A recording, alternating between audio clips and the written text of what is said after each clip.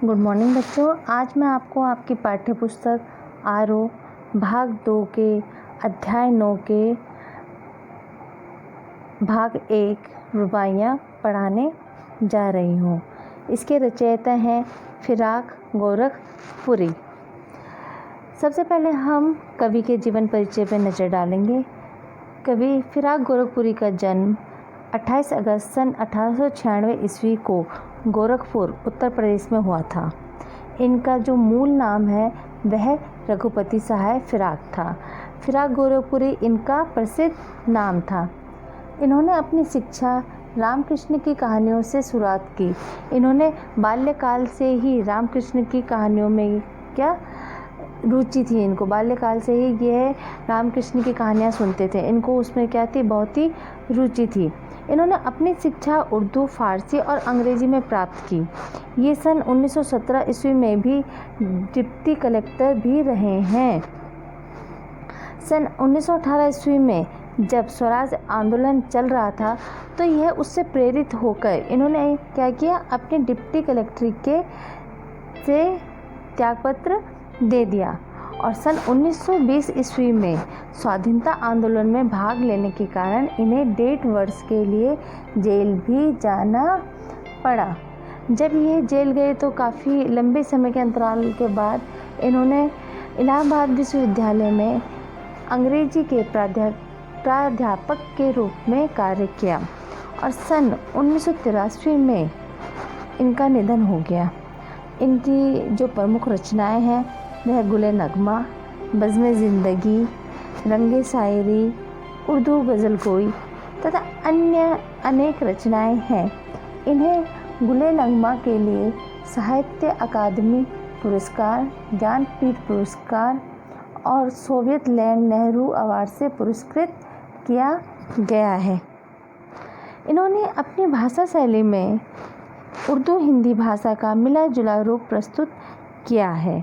फिराक जी ने परंपरागत भावबोध और शब्द भंडार का प्रयोग करते हुए उसे नई भाषा और नए विषयों के साथ जोड़ा है। बच्चों, सबसे पहले हम रुबाइयाँ का अर्थ समझते हैं। रुबाई उर्दू और फारसी का एक छंद या लेखन शैली है जिसमें 4 पंक्तियाँ होती हैं।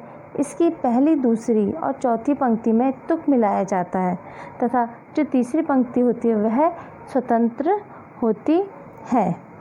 इस पाठ्य पुस्तक में संकलित रुबाई में माँ और उसके बालक का स्नेह संबंध विभिन्न चित्रणों द्वारा किया गया है। इसमें रक्षाबंधन का एक मीठा बंधन है। रक्षाबंधन के कच्चे धागों पर बिजली के लच्छे। सावन में रक्षाबंधन आता है। सावन का जो संबंध झीनी घटा से है, घटा का जो संबंध बिजली से है, वही संबंध इसमें भाई और का बहन से दर्शाया गया है। आंगन में लिए चांद के टुकड़े को खड़ी, हाथों पे झुलाती है उसे गोद भरी। रह रह के हवा में जो लौका देती है, गूंज उठती है खिलखिलाते बच्चे की हंसी। प्रस्तुत रुबाई उर्दू के प्रसिद्ध शायर फिराक गोरखपुरी जी की रचना है। इस रुबाई में एक माँ अपने बच्चे को प्यार करते हुए उसे अपने हाथों में झुला रही है। माँ अपने घर के आंगन में अपने चांद के टुकड़े अर्थात अपने बच्चे को लिए खड़ी है, अपनी गोद में लिए खड़ी है। वह बच्चे को दोनों हाथों पर रखकर झूला झुला रही है। माँ अपने बच्चे को दोनों हाथों में रखकर क्या कर रही है? झूला झुला रही है। भावातिरेक में आकर कभी वह उसे गोद में भर लेती है, कभी क्या होता है, वो जो बच्चे को मुस्कुराते हुए देखती है तो वह क्या करती है, उसे अपने दोनों हाथों में टाइट से पकड़ के उसे अपनी गोद में भर लेती है। माँ बच्चे को बार बार हवा में उछाल उछाल कर प्यार कर रही है। माँ बच्चे को बार बार कभी हवा में उछालती है, उसे क्या कर रही है? प्यार कर रही है। यही प्यार करने की क्रिया लोका देना कहलाती है। लोका एक देशज शब्द है, तो लोका का अर्थ होता है बच्चे को उछाल उछाल कर प्यार करना। इसमें देशज शब्द का प्रयोग किया गया है। माँ के इस प्रकार के प्यार करने के तरीके को बच्चा बहुत ही अच्छा मानता है। वह बच्चा मतलब माँ जो इस तरह से अपना प्यार प्रकट कर रही है बच्चे के सामने, तो बच्चे को ये बहुत अच्छा लगता है। बच्चा क्या होता है, बहुत खुश होता है और खिलखिलाकर हंस पड़ता है। घर के आंगन में बच्चे की किलकारी गूंज उठती है। मतलब माँ का प्यार करने के तरीके को देख के बच्चा क्या होता है, प्रसन्न होता है और उसकी इसी हंसी से क्या होता है, घर का आंगन चहक उठता है। नहला के छलके छलके निर्मल जल से, उलझे हुए गेसुओं में कंघी करके, किस प्यार से देखता है बच्चा मुँह को, जब घुटनियों में लेके हैं पहनाती कपड़े।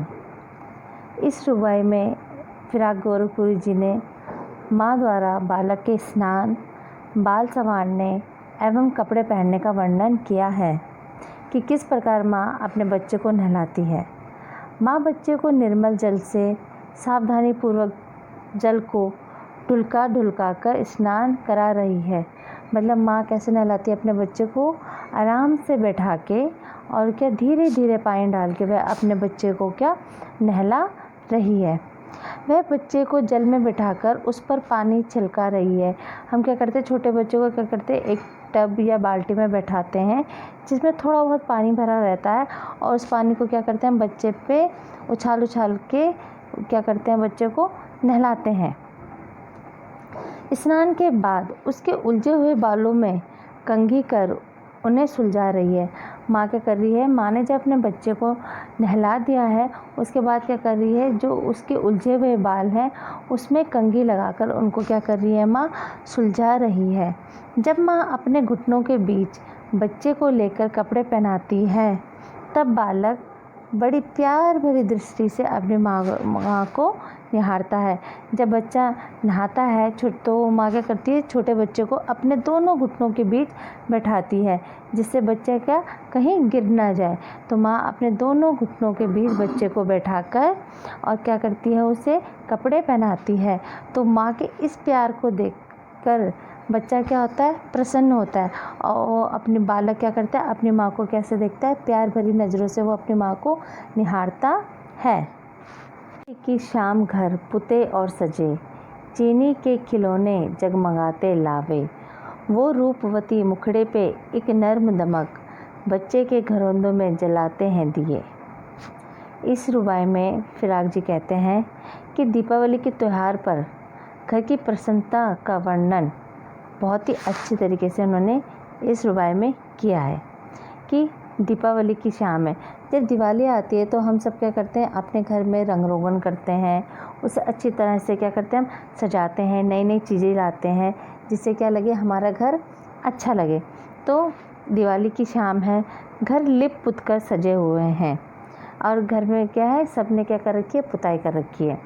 घर में बच्चों के लिए चीनी के खिलौने और धान की खीलें आई हैं।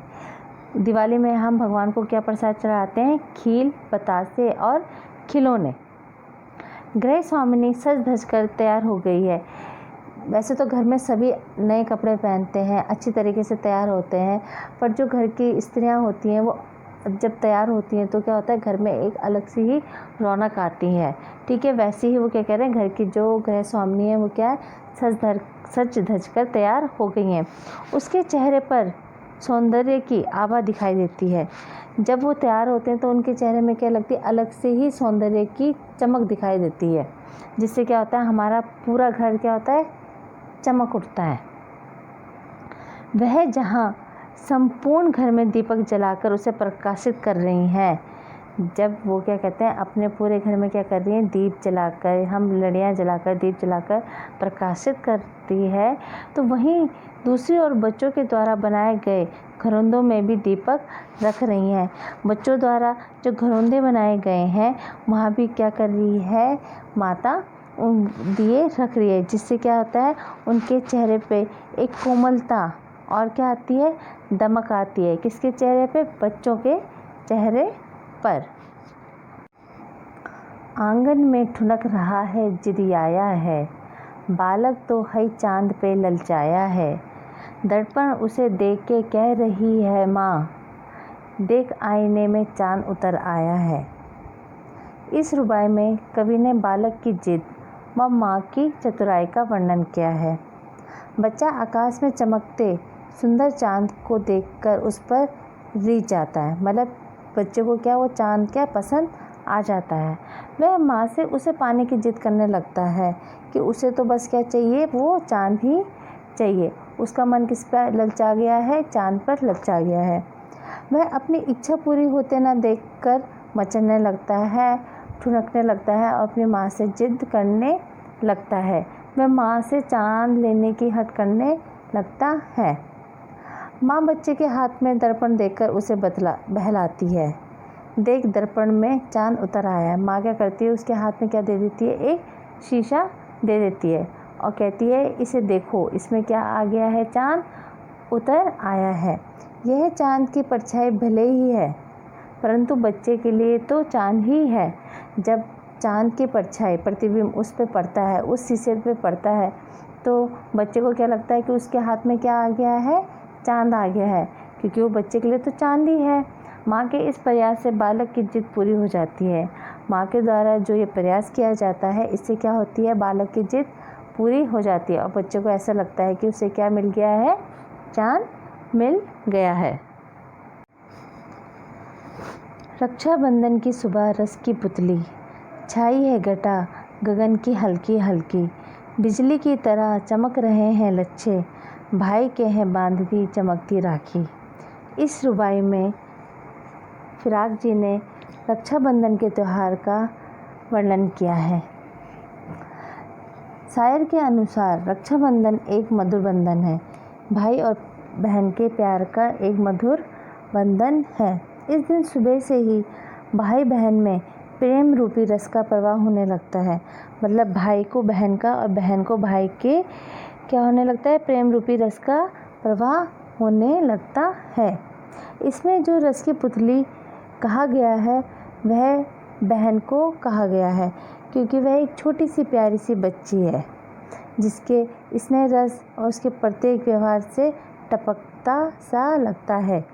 इसलिए शायर ने उसे क्या कहा है, रस की पुतली कहा है। रक्षाबंधन का त्यौहार सावन मास में आता है। सावन का संबंध झिनी घटा से है। जब सावन का महीना आता है तो क्या होता है, आकाश में हल्के हल्के बादलों की घटा छाई हुई होती है। आसमान में हल्की हल्की जो घटाएं छाई हुई होती हैं, वह भाई बहनों में उमंग के लिए क्या होता है, व्याप्त होता है। एक छोटी सी बच्ची जो रस की पुतली के समान प्यारी है, वह रक्षाबंधन के पर्व को लेकर उमंग से भरी है। राखी के बिजली के समान चमकते लच्छों को जब वह भाई की कलाई पर बांधती है, तो ये लच्छे और भी चमक उठते हैं। उत्साह और प्रेम से पगी बहन के पैरों के लच्छे भी राखी बांधते समय बिजली जैसे चमक रहे हैं। बहन ने अपने पाँव में जो लच्छे नामक चांदी के आभूषण पहने हैं, मतलब बहन ने जो अपने पाँव में क्या प्यारी सी चांदी की पायल पहनी है, वह कैसी है, बहुत ही चमकदार है। और बहन भाई के हाथ में जो राखी बांध रही है, वह लच्छे, वह प्रेम का धागा भी कैसा है, बहुत ही चमकदार है। ये दोनों ही लच्छे जो बहन की पायल है और जो भाई के हाथ में राखी बांधी है, उसे गहने और राखी, उन दोनों को किससे